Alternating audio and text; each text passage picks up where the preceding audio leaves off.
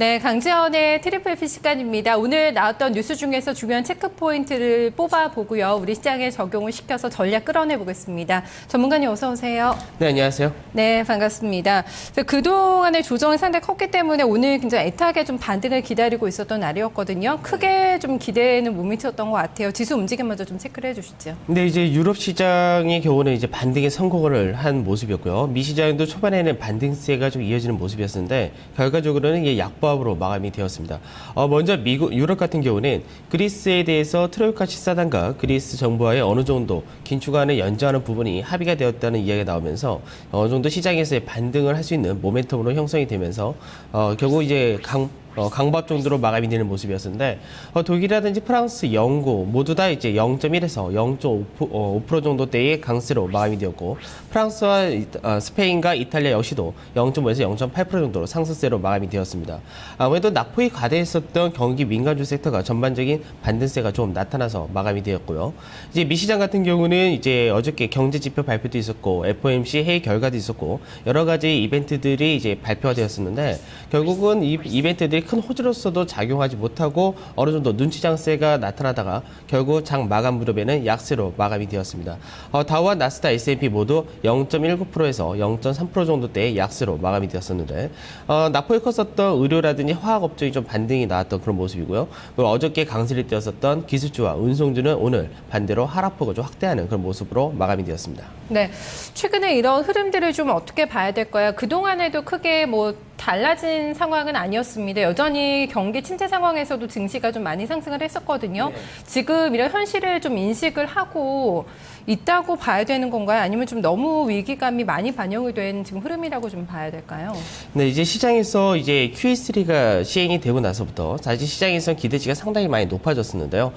시장에서 이제 유동성 장세를 어느 정도 시장에서 기대를 하고 있는 것도 사실입니다. 근데 이 유동성 장세가 나타나기 위해서는 몇 가지 조건들이 좀 충족이 돼야 되는데 그만큼 시장에 돈이 많이 풀려야 된다는 얘기인데 지금 미국의 양 QE3를 비롯해서 유럽에서도 LTRO 그리고 일본도 자산 매입 프로그램이라든지 여러 가지 돈은 계속해서 풀고 있는 흐름이 나타나고 있고 앞전에 유럽에 대한 불안감이 굉장히 높았던 부분이 상당히 완화된 것까지는 맞게 형성이 되었는데 이제 필요한 거는 뭐냐면은 세계적인 경기가 회복세를 보이고 있느냐 이 부분이 이제 확인이 되어야 된다는 건데 지금 현재는 이 부분이 실질적으로 경제 지표에서 나올 수 있는 구간이 제가 앞서도 말씀드렸듯이 10월 말에서 11월 초가 되어야지 이런 경제 지표들이 이제 중국이라든지 미국이 경기가 회복되는지를 확인할 수 있는 그런 시기가 되는데 지금 현재는 이게 확인이 안 된 시점에서 지난 3분기까지의 기업들의 실적에 대한 우려도가 굉장히 좀 많이 형성이 되어 있는 그 구간이기 때문에 결국은 지금 딱 중요 교차점에서 넘어오기 직전에 그런 과정이다라고 보시는 것이 좋을 것 같습니다. 그렇기 때문에 현재는 이런 기업의 실적에 대한 우려들 3분기에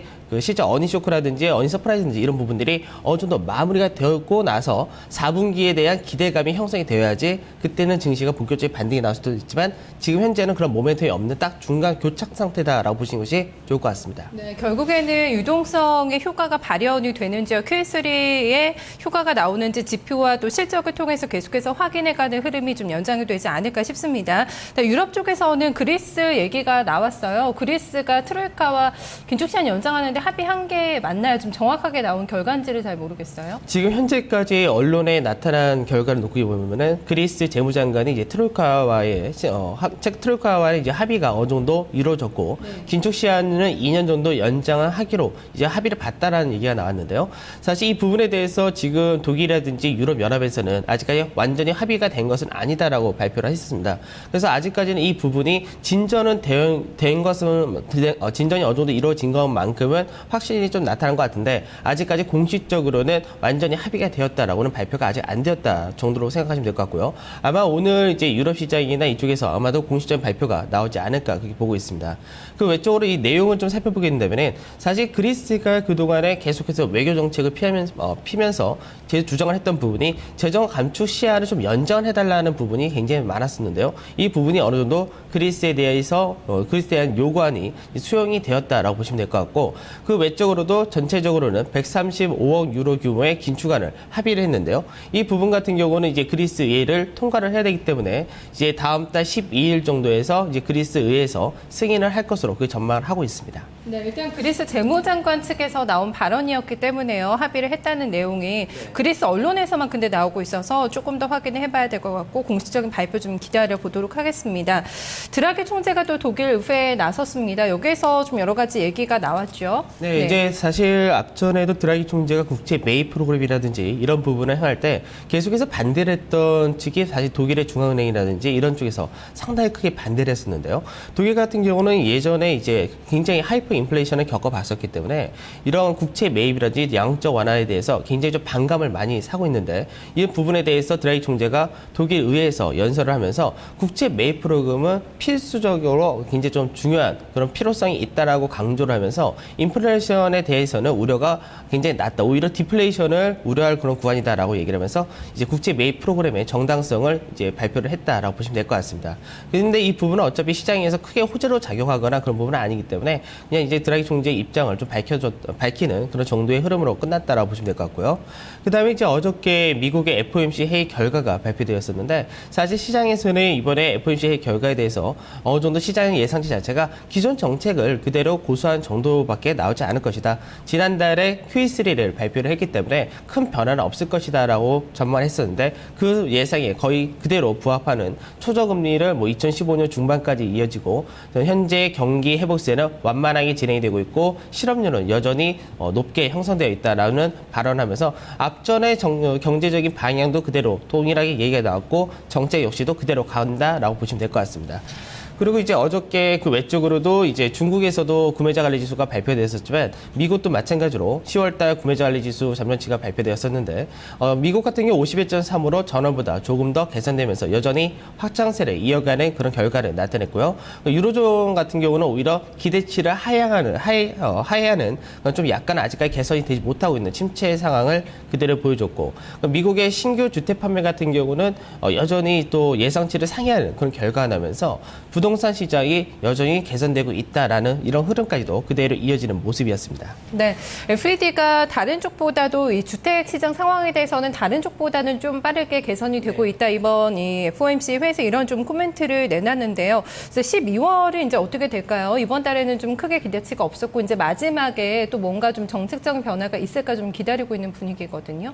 12월 달에는 이제 사실 오퍼레이션 트위스트가 종료가 되기 때문에 사실 이 오퍼레이션 트위스트가 종료가 되고 나서 그 기한은 그대로 또 한번 연장을 할지 안 할지는 아직까지는 뭐 예상을 하기는 굉장히 좀 힘들다라고 말을 해야 될 것 같은데 다만 시장에서 지금 현재 QE3 자체가 MBS를 매입하는 방식이기 때문에 앞서 이제 국채에 대한 장단기채를 사고 파는 이 오퍼레이션 트위스트가 종료가 되고 나서 국채 시장에 대해서 어느 정도 좀 또다시 국채를 매입하는 그런 방안도 또다시 나올 가능성도 있다는 점에서, 아직은 이제 시장에서 약간의 기대치는 가지고 있지만, 오퍼레이션 트위스트가 연장될 수 있는, 그렇지만 이 부분은 아직까지 예상하기에는 굉장히 좀 이르지 않을까, 그렇게 판단을 드려야 될 것 같습니다. 네, 또 뭐 결과는 지켜봐야 될 것 같습니다. 어떤 얘기가 나올지는 아직까지는 확신할 수 없다는 좀 코멘트도 시장에서도 많이 나오고 있습니다.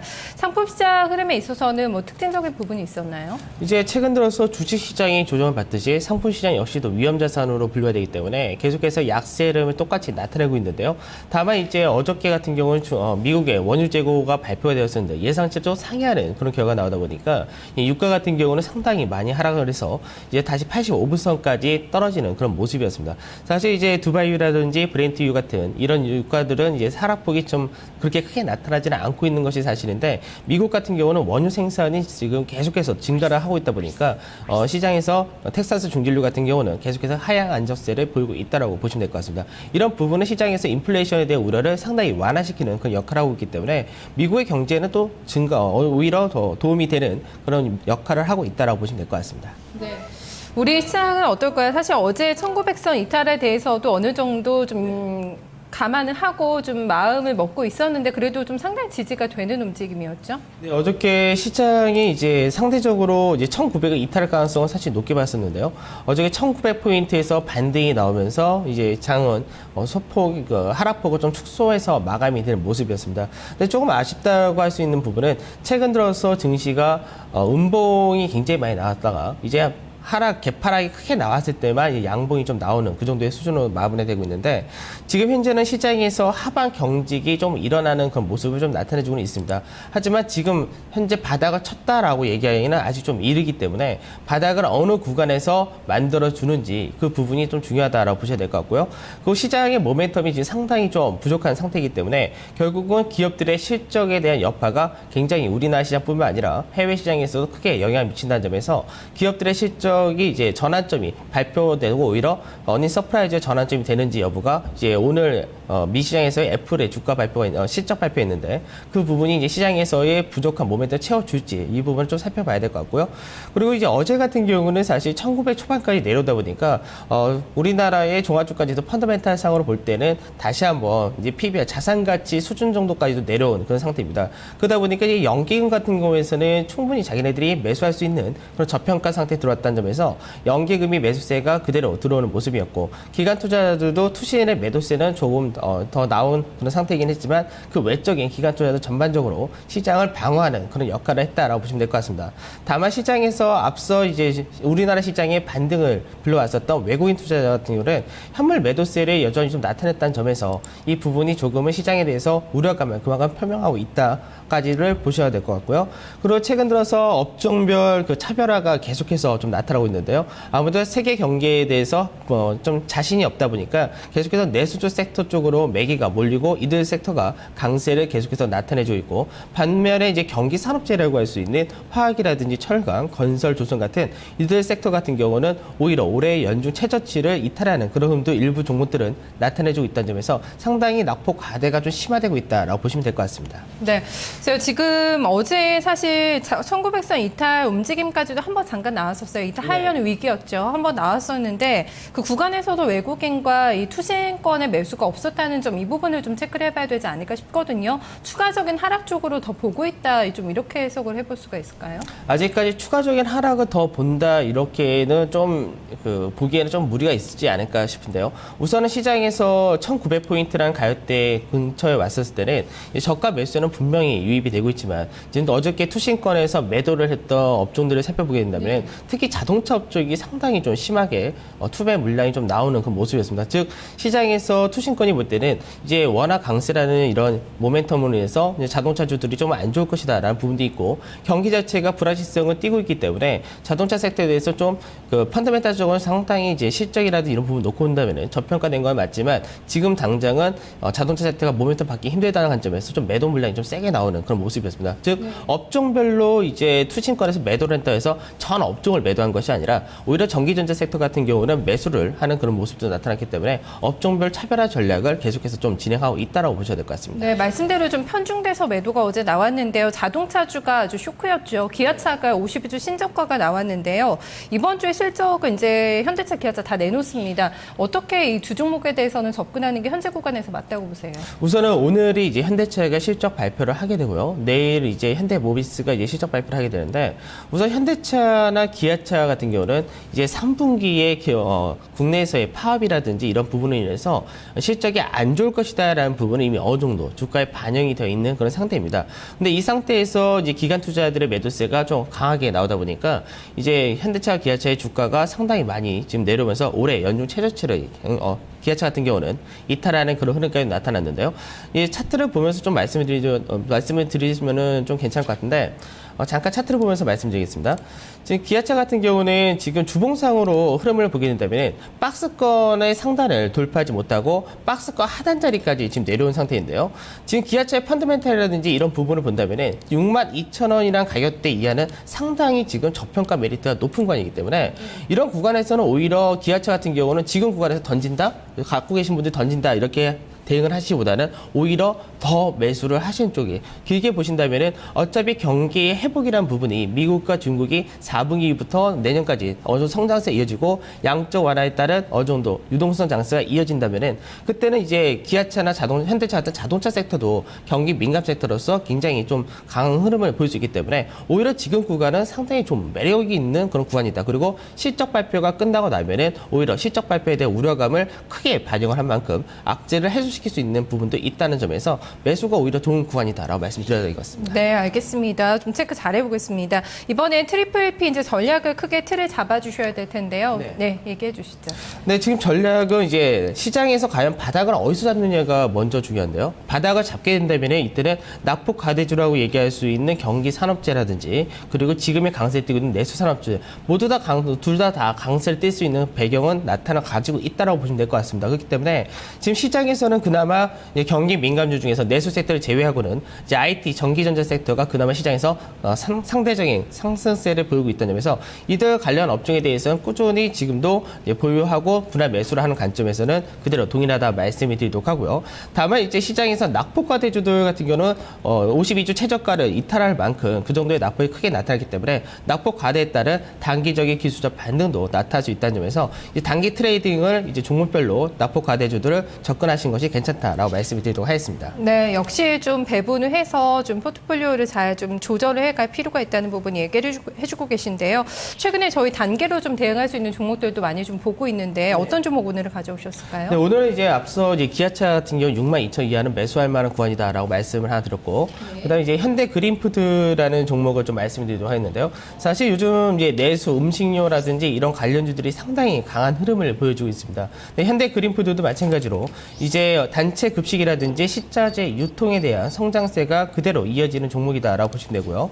현재 펀더멘탈상으로는 사실 싸지는 않습니다. 하지만 시장에서의 분위기가 이들 음식료 업종이나 내수 섹터에 대해서 좀 고평가를 현재는 만들어주고 있기 때문에 단기적인 관점에서 접근이 가능하다라고 말씀을 드리고요. 오늘 매수하는 가격대 자체는 오늘 5일선과 61선이 위치해 있는 17,550원에서 700원 정도 구간이기 때문에 600원 정도를 매수가로서 말씀을 드리도록 하고, 손절가로서는 조금 짧게 잡는다는 관점에서 16,800원 정도 손절가를 말씀을 드리도록 하고요. 그 단기적 목표가로서는 19,600원 정도를 말씀드리도록 하겠습니다. 네, 알겠습니다. 현대그린푸드도 좋은 수익 기대하겠습니다. 고맙습니다. 감사합니다.